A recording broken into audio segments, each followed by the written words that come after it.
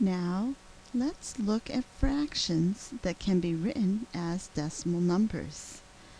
Some fractions can be written as decimals that terminate. Others can be written as fractions that repeat.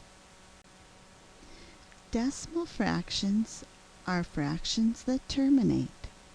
Decimal fractions are fractions where the denominator is a power of 10. For example, 3/10, written as a fraction, equals 3/10 written as a decimal number. 66 hundredths as a fraction equals 66 hundredths as a decimal number.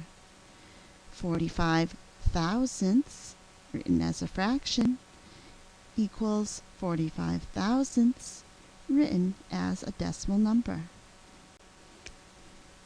Fractions that do not have a power of 10 in the denominator may also terminate, as long as the fraction is in reduced form and the denominator contains only factors of 2 or 5. Let's convert the fraction 4/5 by taking the numerator 4 and dividing it by 5. We will take 4 and write the long division symbol over it, and the denominator 5 goes on the outside. Our dividend 4 is a whole number, so we may place a point after it, and we will need a 0 to use in the tenths place. If needed, I could continue writing zeros, but in this case, I know it will not be necessary. Place the point in the answer above, directly above, and begin division. 4 divided by 5, 0. 0 times 5 is 0. Subtract. 4 minus 0 is 4. Bring down the next digit, 0. 40. Begin again. 40 divided by 5 is 8. 8 divided by 5 is 40. Subtract. Our remainder is 0. And the only digits that I could continue bringing down are also zeros. So I am finished. 4/5, which equals 4 divided by 5, equals 8/10.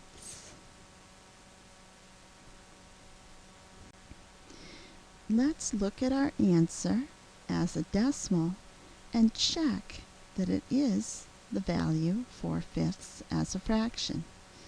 Let's take the decimal 8/10, which is a decimal fraction, which can be written 8 over 10, and reduce that fraction to 4/5. We are correct. 4/5 does equal 8/10. Let's practice converting a fraction to a decimal. The fraction 7/8 will equal a terminating decimal. To begin, write the 7, which is the numerator, under the long division symbol. On the outside, place the denominator 8. Now, we see that 7 is a whole number. It would have a decimal point directly after it, and we may follow the decimal point with zeros. I'm going to place 3 zeros after the decimal point. Above the decimal point, I will place a point for our answer. Begin dividing. 7 divided by 8 is 0. 0 times 8 is 0. Subtract. We have 7. Bring down the next digit, 0. Begin dividing again. 70 divided by 8 is 8. 8 times 8 is 64. Subtract. We get a 6. Bring down the next digit and divide again. 60 divided by 8 is 7. 7 times 8 is 56. Subtract. We get 4. Bring down another 0. 40 divided by 8 is 5. 5 times 8 is 40. Subtract. And we have a 0. As our remainder is 0, and the only digits being brought down are zeros, we are done. Our number, 7/8, is equal to the decimal number, 875 thousandths. Let's check our answer, 875 thousandths, by changing it back into a fraction. Let's write 875 thousandths as a decimal fraction, 875 over 1,000, and reduce it. It reduces to 7/8. So we have proven that 7/8 is equal to 875 thousandths. Let's try converting a fraction to a decimal. In this case, the decimal will be a repeating decimal. We have the fraction 1/3, which means 1 divided by 3.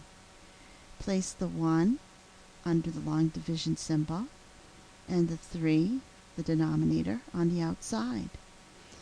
After the 1, we have a decimal point, and we can begin writing zeros. Place the point in the answer above where it is in the division problem. Begin dividing. 1 divided by 3 is 0. 0 times 3 is 0. Subtract. 1 minus 0 is 1. Bring down the next digit. Now we have a 10. Divided by 3 is 3. 3 times 3 is 9. Subtract. We get a 1. Bring down the next digit. Uh-oh, it's a 10 again. 10 divided by 3 is 3. 3 times 3 is 9. 10 minus 9 is 1. And the pattern will continue.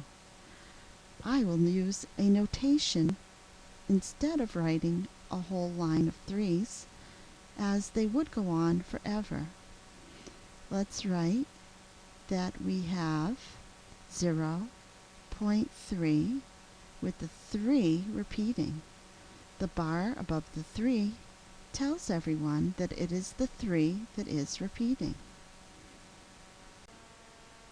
Let's try one more, converting a fraction to a decimal. In this case, we have a decimal that will be repeating. 16 divided by 99 will create a repeating decimal. The 16 is a whole number. Place a point after it and begin writing zeros. The point goes into the answer right above it, and we can begin dividing. 16 divided by 99, that's 0. Subtract. Bring down the next digit. 160 divided by 99 is 1. 1 times 99 is 99. Subtract. Bring down the next digit. 610 divided by 99 is 6. 6 times 99 is 594. Subtract, and we have 16. Bring down the next 0. 160 divided by 99. Uh-oh, I think I see a pattern. There's my 99 again. There's my 61 again. There's 610. Divide by 99, I get 6. This pattern looks like it's going to just keep repeating, and it is. So we're going to write our answer as 0.16, and it is the 1/6 that will continue to repeat.